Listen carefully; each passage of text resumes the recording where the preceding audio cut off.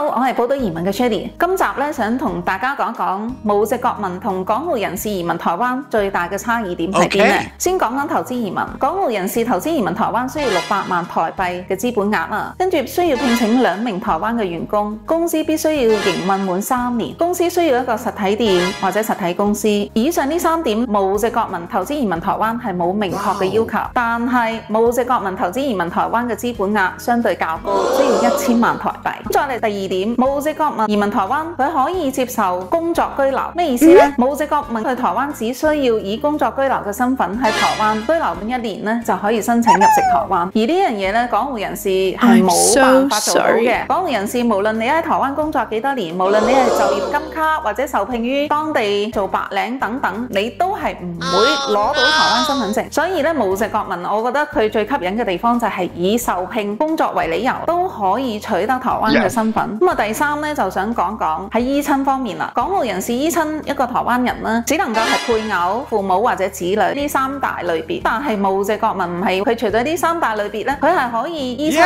弟姊妹。咁呢樣嘢喺其他移民條例係冇嘅。咁相對喺依親呢方面咧，無籍國民係寬鬆嘅。熒幕前嘅朋友，你亦幾何時有華僑身份證明書？恭喜你，其實你已經係無籍國民啦。或者你嘅父或母係有華僑身份證明書，你雖然手頭上冇呢張嘢，恭喜你，你都係屬於無籍國民。咁如果你哋想以無籍國民身份嚟移民台灣，歡迎聯絡寶島移民。唔該晒。